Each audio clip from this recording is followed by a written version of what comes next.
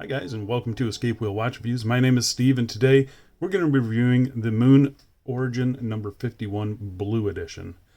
I received this watch for free. I don't have to send the watch back, but you guys know the deal by now. It's not going to sway my review one way or the other. You're always going to get my honest opinion on this watch channel. And if by the end of this review you want to pick one of these up or at least check it out, I will be leaving the link to their site down below. It's a beautiful site. I suggest you go check it out and see what they have to offer.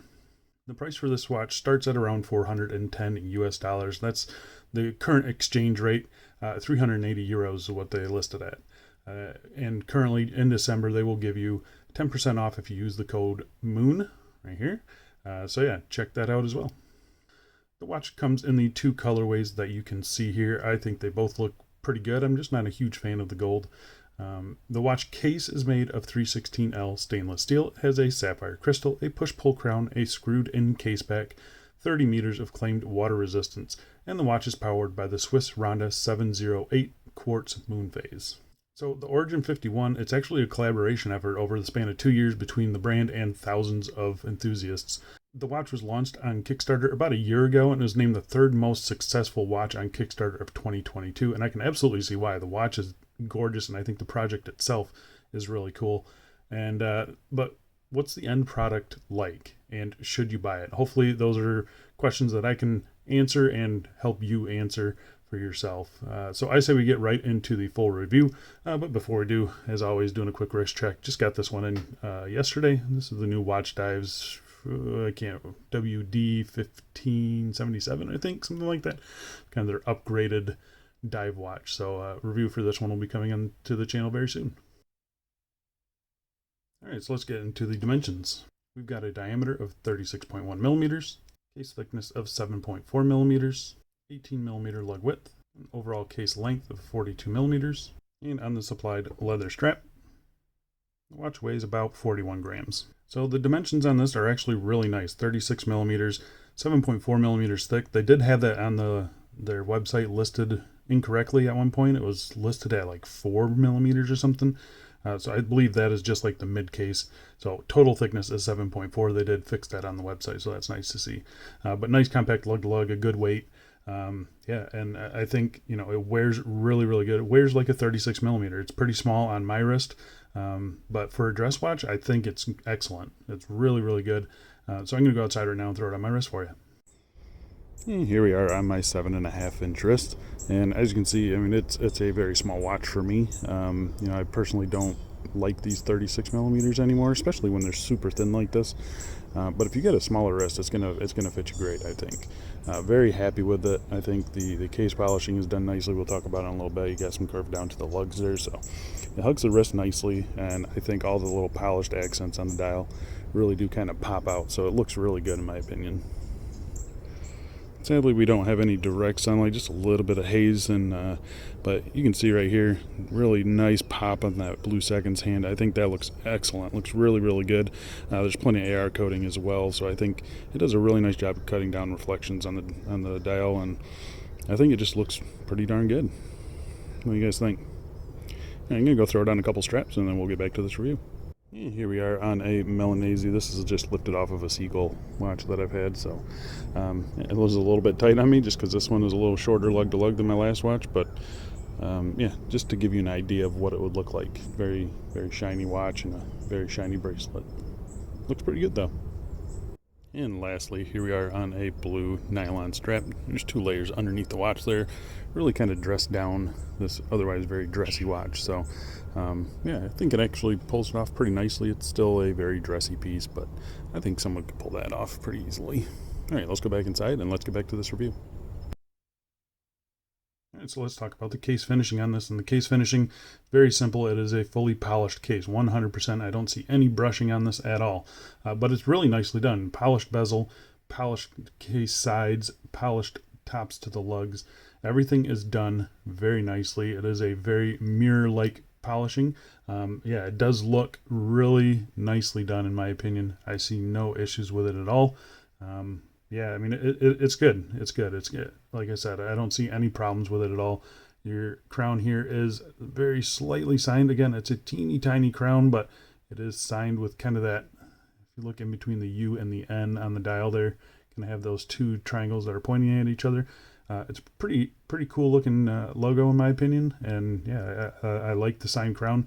It's nicely sized for the case. It is a very small crown, but very proportional to the case size and shape and style.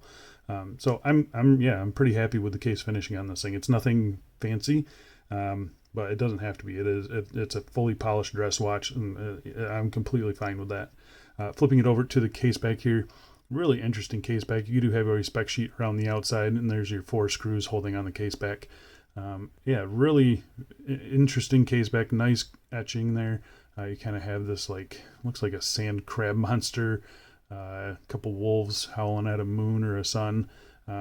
Yeah, really interesting case back. I'm kind of curious about the origins of this case back and what it all means, but nicely done. It's nice and soft. It is fully polished there, so it's going to get greased up and smudged up and scratched, but right now it looks really good. Now let's talk about the crystal. First things first, we're going to test this for sapphire. You can see it is positive for sapphire. And it's a very simple flat sapphire crystal. There is some anti-reflective coating on it. It's clear anti-reflective. They could put a little bit more on there, but I really don't think it needs any more. The crystal's fine on this thing. Absolutely just dead flat. It is ever so slightly above the bezel there. But yeah, it's not a fancy crystal at all, but that's not a bad thing. It keeps it nice and slim. I think it looks great. I've got no complaints with it. Right, so let's talk about the dial on this thing. So the dial is actually really interesting, and I'm not a huge fan of moon phases, but I like this setup. I think it looks really good, and it just kind of works for me. I'm not really sure why this one does over other ones, but yeah, really a cool dial. It's a flat white dial, so it's not glossy.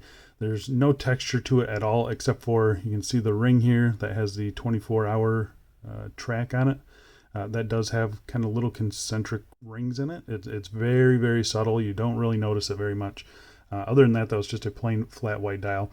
Black printing everywhere. It's done nice and clean. You do have little blue accents here and there. So blue on the quartz there, blue on the 24-hour track around the outside there.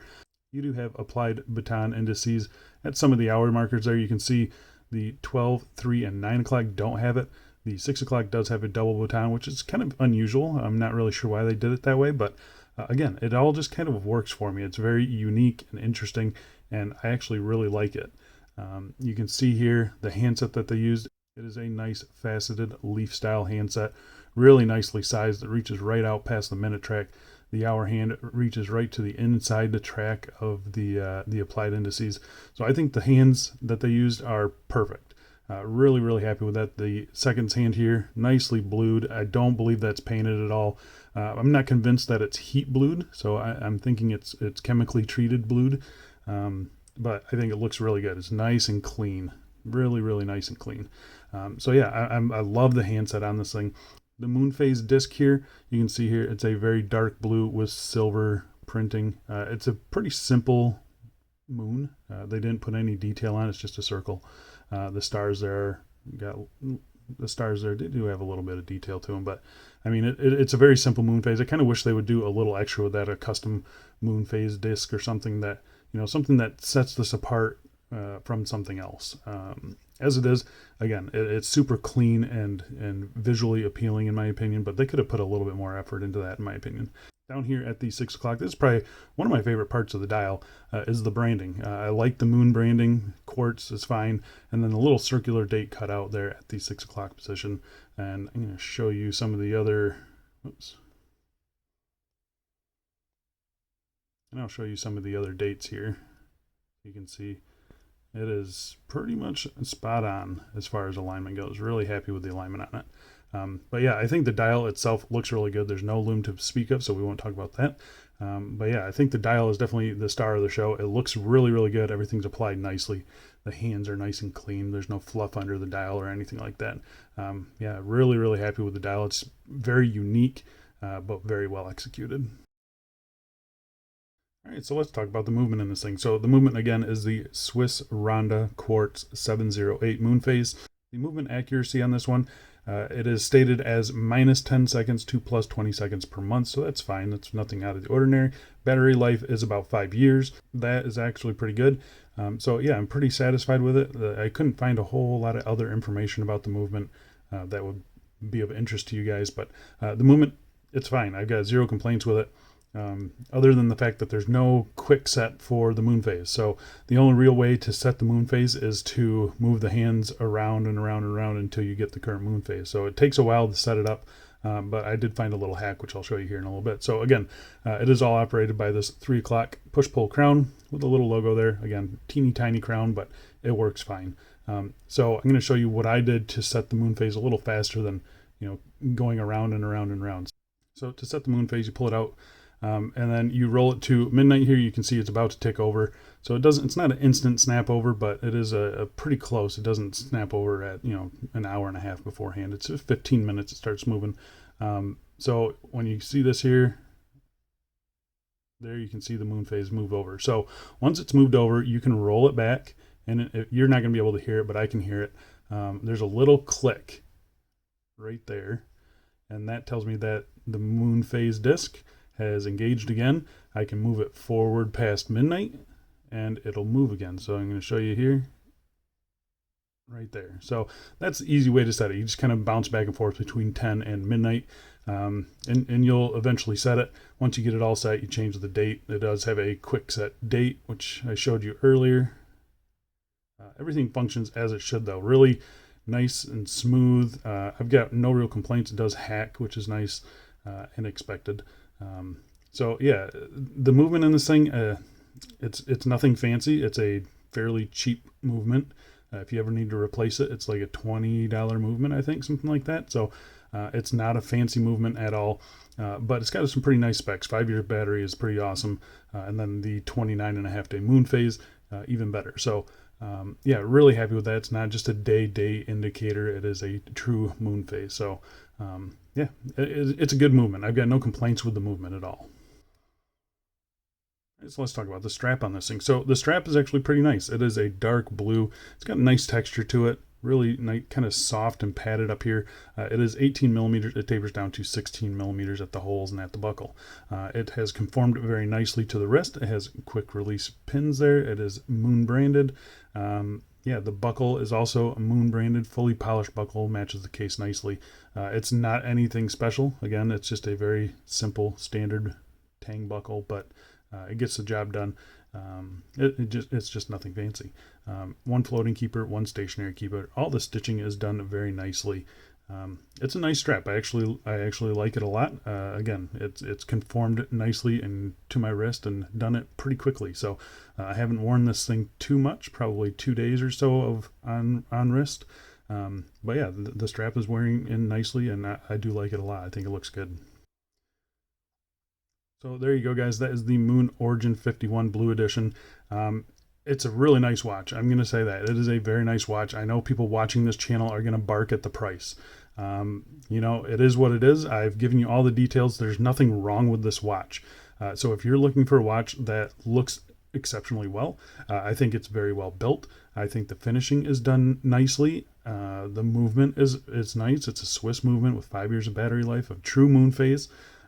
You're not going to be able to complain too much about this. If you put this up against some of the Chinese watches that I typically review on this channel, yeah, $400 seems outrageous. But when you do get into some of these micro brands with Swiss moon phase watches, the prices do start to creep up. So it's just something to keep in mind. I'm not going to tell you whether to buy this watch or not. I've just given you all the information you need to decide if it's worth it to you. So yeah, I'm sure my comments down below are going to be filled with better watches or something like that for the price. But it is what it is. It's a really nice watch. I'm happy that they sent it over to me. I like reviewing these things. Really interesting, and I like their design language a lot. They have an automatic version, which is $1,000, and it is gorgeous. It looks absolutely stunning.